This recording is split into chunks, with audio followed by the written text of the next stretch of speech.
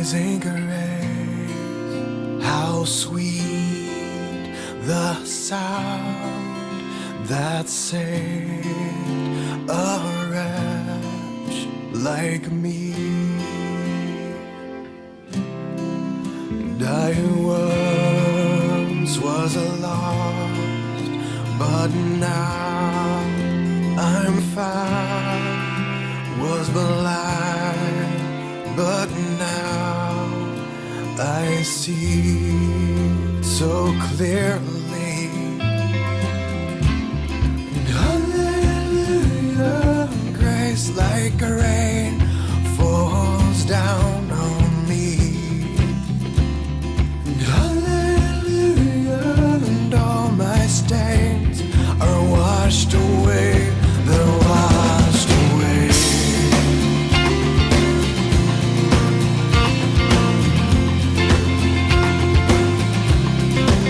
'Twas grace that taught my heart to fear, and grace my fears relieved. How precious and dear that grace appeared the hour I first believed.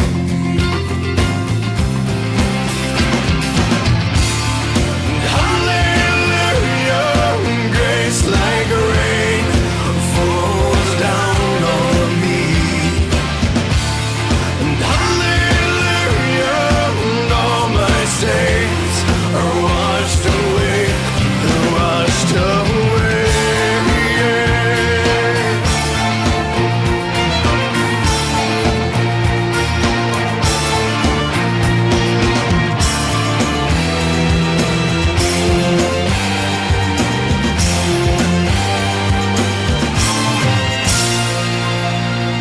When we've been there 10,000 years, bright shining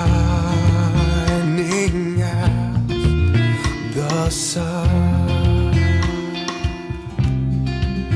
we've no less than days to sing your praise than when we first began.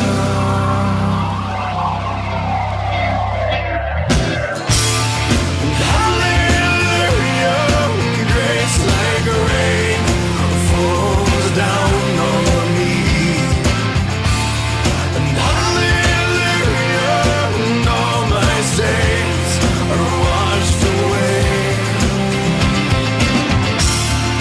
Hallelujah, grace like rain falls down on me. Hallelujah, and all my stains are washed away. They're washed away. And hallelujah,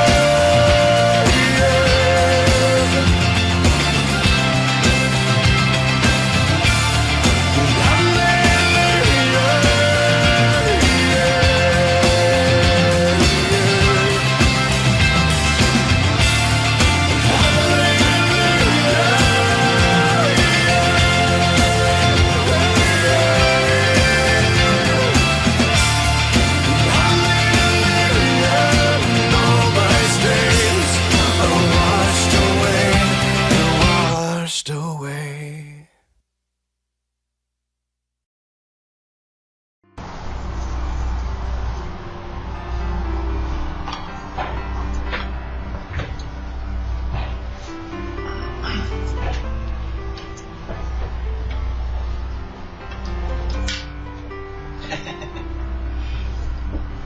Something about warm weather just brings out the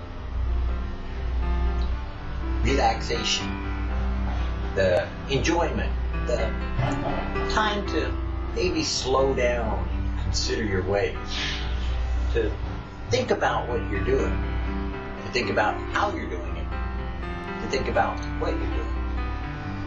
For me, a lot of what God does is He takes care of everything for me. So because He does, I operate in a way that sometimes frustrates people, but gives me great comfort knowing that God is in control and I'm not. Because if I had to treat myself as being the responsible party in charge of the universe, circumstances, even decision-making process, for instance, like me making a decision between what I should or shouldn't do, I hate to say it, but I'm not the best one to be able to do that, because you see, I'm subject to passion. I'm subject to lusts. I'm subject to things of the flesh, and sometimes not doing the things of the Spirit. So I'm not the best one to be looking at, making decisions, or understanding what's the best way to go.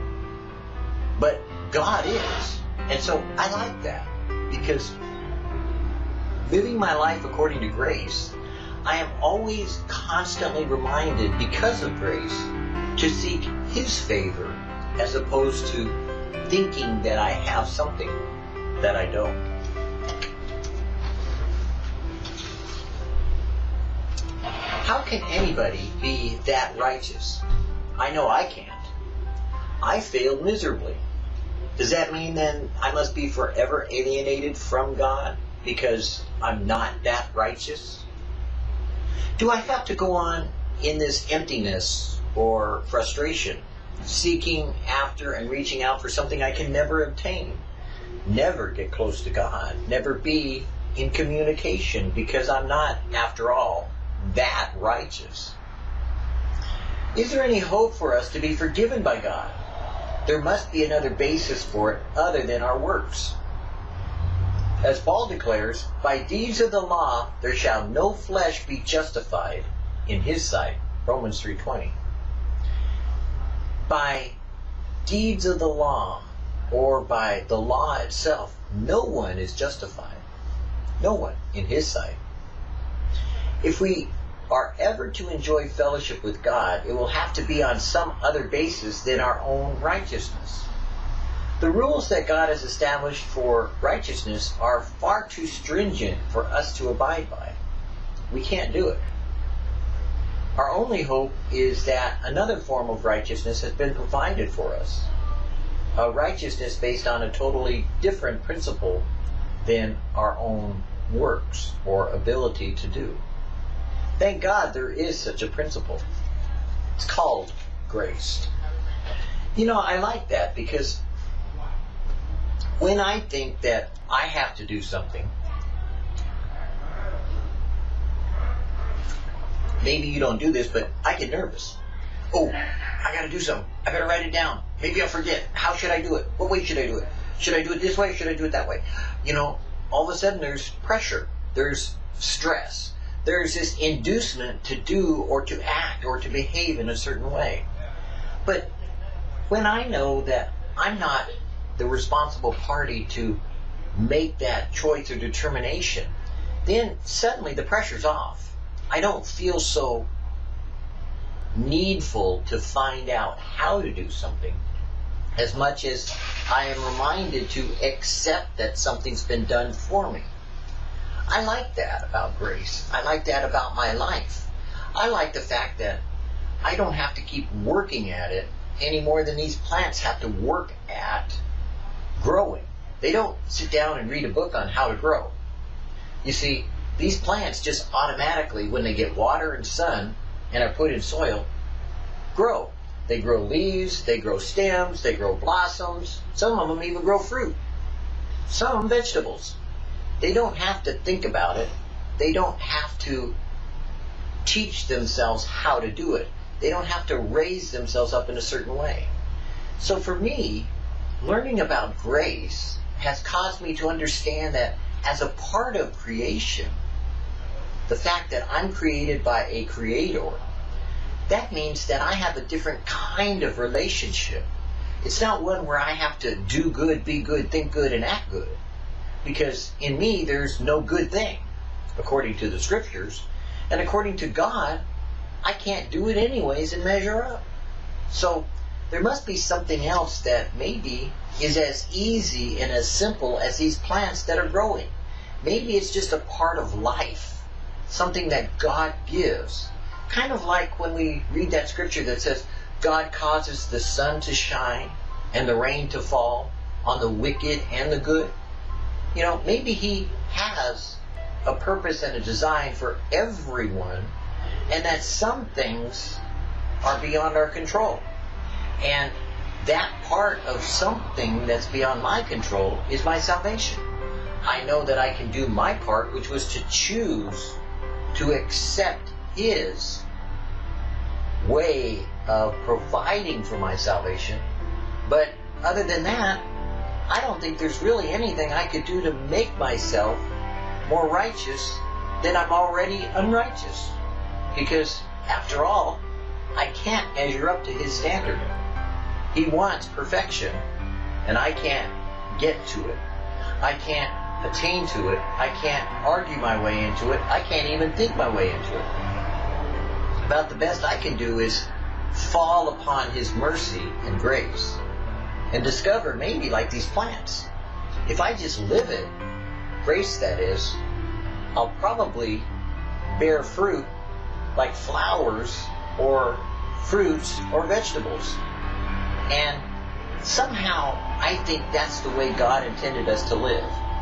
Not so stressed, but de-stressed from the fact that all we need to do is rest in His love, to find mercy and grace in time of need, and to realize that He really has done everything we need to do when it comes to salvation.